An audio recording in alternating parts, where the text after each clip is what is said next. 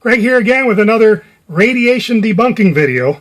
This time we're going to be addressing the HBO miniseries, the docudrama Chernobyl, and the success with that has spurred a lot of interest in radiation topics, and I guess I had to put in my 2 cents worth, even though on this channel we usually talk about Fukushima and the fearmongers who promote it, trying to get for their fear porn that they produce for their channels to scam people out of money. But we've seen Hollywood do this over the years on so many different types of subject matter dealing with radiation, whether it be a nuclear power plant accident or a nuclear war scenario. The fear of ignorance sells. Yes, that's right. Most of you are very ignorant about radiation. If you only believe what you've seen on the movies or the media, you don't know a damn thing, because all these movies and all these series basically keep you ignorant about radiation because they need to pump up the fear and count on that ignorance to sell tickets, to gain advertisers, or whatever. Take, for example, this scene from the recent miniseries Chernobyl, and you'll see what I mean. There is some good news. The airdrops are working to douse the fire. There's been a reduction in radionuclide emissions, but the fire will not be extinguished for at least another 2 weeks. There is also an additional problem. Nuclear fuel doesn't turn cold simply because it is not on fire. In fact, the temperature will likely rise as a result of the blanket of sand we dropped. The uranium will melt the sand, creating a kind of lava which will begin to melt down through the shield below.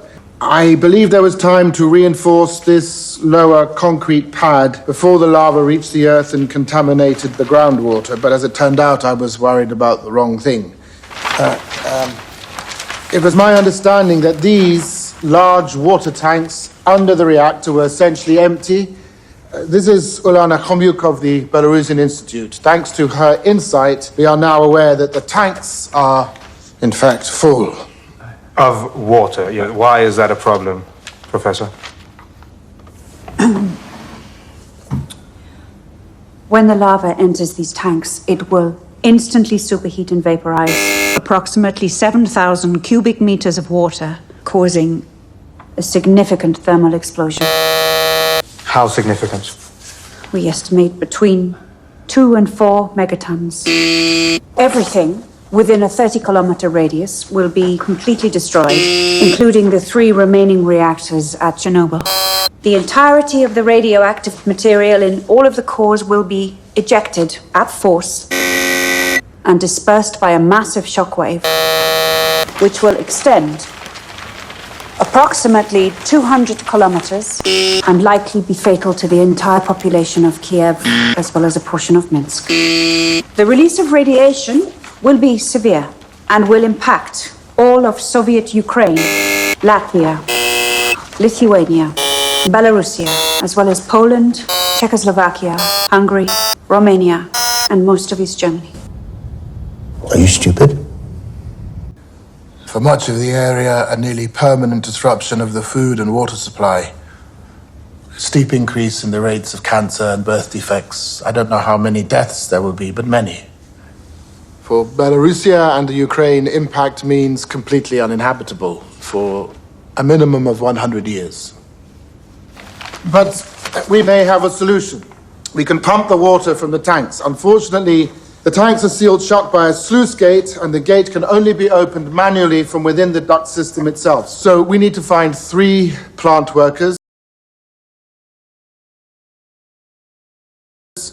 who know the facility well enough to enter the basement here, find their way through all these ductways, get to the sluice gate valve here, and give us the access we need to pump out the tanks.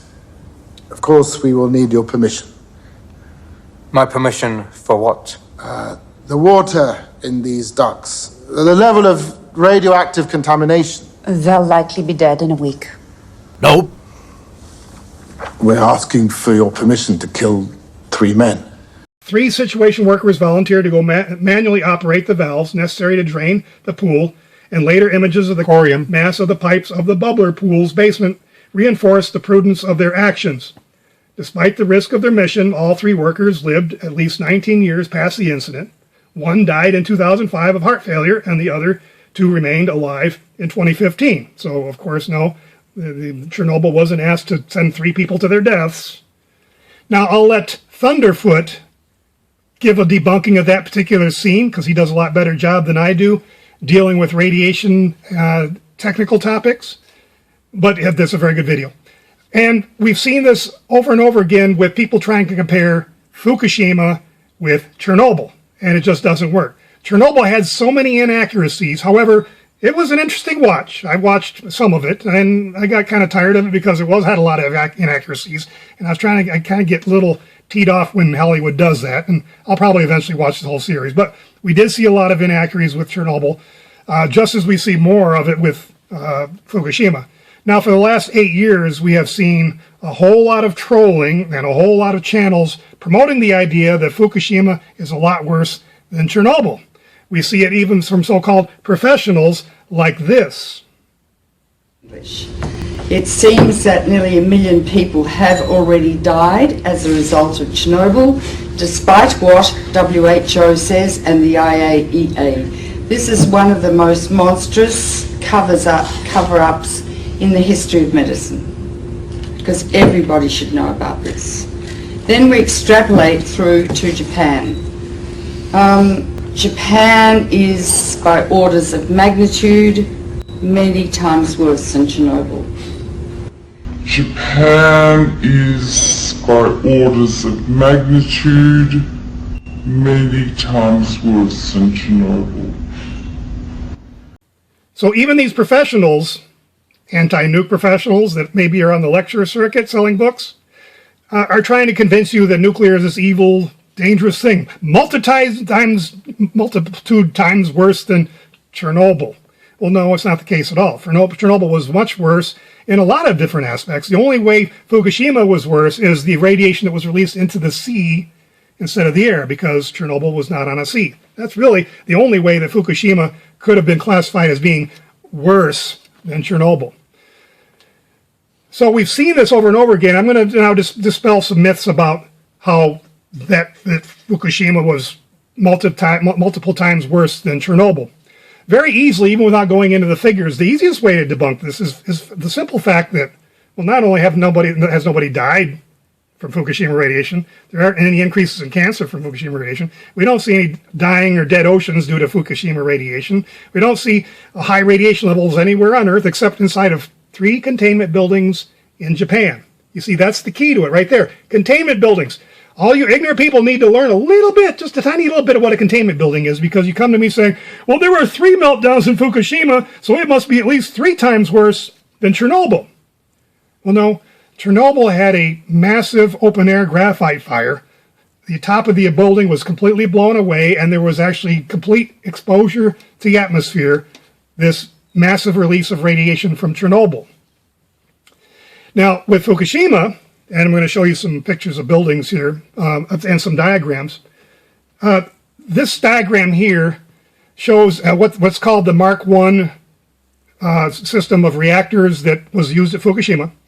And the yellow portion is the primary containment, and the green outer or secondary containment. This is housed inside of these square buildings you see, these cubicle buildings you see in these aerial photographs.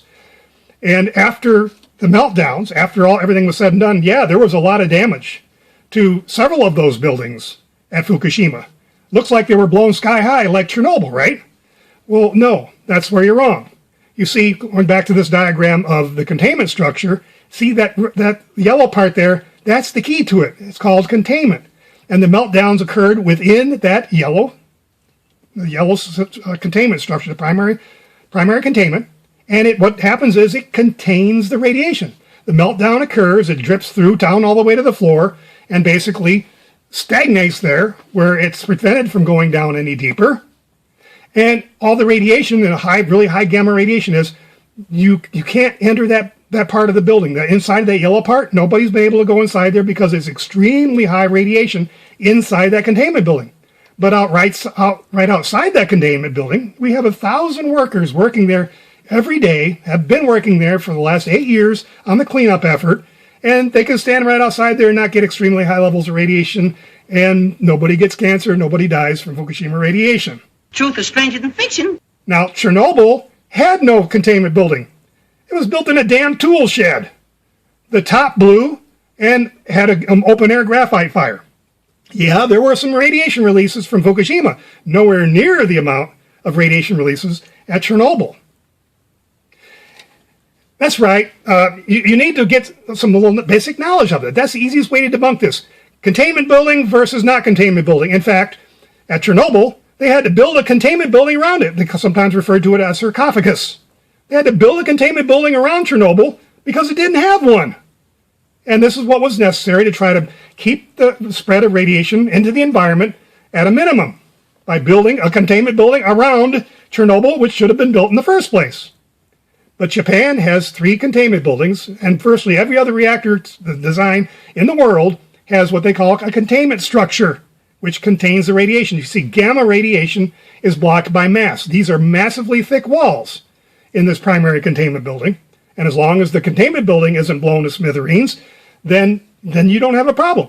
All the damage you've seen at Fukushima to those buildings was the outside or the secondary containment building, which really didn't have much to do with blocking radiation. It was more of keeping a negative pressure inside the structure in case there was a problem, and when changing fuel rods. That was what the outside containment structure was in the case of the Mark I at Fukushima. And the fuel pools can be seen. This is another meme. The fuel pools can be seen just to the right of that yellow structure, near the top of the yellow structure, and then the platform above where people can walk, and you've seen a lot of pictures there. That whole upper structure above the fuel pools was blown on several reactors. And it looks like it was blown to smithereens. No, it's just the outside containment. The inner containment, which is made to withstand much greater damage potential and impacts, even from a fully loaded jet airliner. After 9/11, there was some measures taken to make sure that no kamikaze-style airplane crash could basically ruin our nuclear power plants. The primary containment building doesn't really do much in the way of containing the radiation. Let's do a quick comparison between the severity of the differences between Fukushima and Chernobyl. The next several charts will show Fukushima on the left and Chernobyl on the right. If you don't get a chance to read these links, you can pause it, or it will all be linked in the description box below. And as you can see, the type of reactor at Fukushima was a Mark I containment vessel, whereas the RBMK was without containment. Now you can see the amount of nuclear fuel in the affected reactors was greater than in Chernobyl, but hardly any of that radioactivity from that fuel, and most of the fuel has already been salvaged, is much lower than what was released at Chernobyl. As you'll see, the maximum level of radiation detected was lower at Fukushima, and you'll notice inside the Fukushima it says inside Unit 2 containment vessel. Inside the vessel. That means inside the containment where it is high deadly levels of radiation. But outside, it's a whole lot lower. You can stand outside of the primary containment building and not die. But if you go inside there, you're going to have a lethal dose within minutes. As you can see, the amount of radiation released was a whole lot more at Chernobyl than in Fukushima.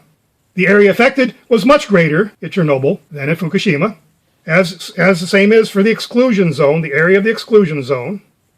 Much more of the population had to be relocated at Chernobyl than in Fukushima. And you can see direct fatalities from the accident. Fukushima, none. So all you people screaming that thousands have died from Fukushima radiation, I've challenged everyone in the world on this more than once, and nobody can show me a Fukushima radiation death. And yes, it will take decades for them to clean up Chernobyl, clean up both of them actually, because they're still working on decommissioning the site at Chernobyl, and will be for many decades with Fukushima as well. So that's why the whole meme about Fukushima being 1,000 times worth Chernobyl is absolutely wrong, because there is a containment structure. The anti-nuke establishment has done a massive job in the last 30, 40 years trying to demonize nuclear, even though it's the safest form of energy we actually have. It's actually less people die of nuclear energy than even solar, wind, hydro, and all the others. That's right, it's the safest form. But yet we have to demonize it and pretend that we need to get rid of it. What are we going to replace it with? Coal kills millions each year. But anyway, even these professionals are trying to give you the idea that somehow nuclear is bad, that we need to get rid of nuclear. Well, nuclear can be dangerous. Case in point of what Hollywood does is this next scene from the movie The China Syndrome. When I saw it last night, I thought we'd better show it to you, Greg. What do you think? I may be wrong, but I would say you're probably lucky to be alive. For that matter, I think we might say the same for the rest of Southern California. As I remember the control room layout, the enunciators they seem concerned with are also in the area of the core water level.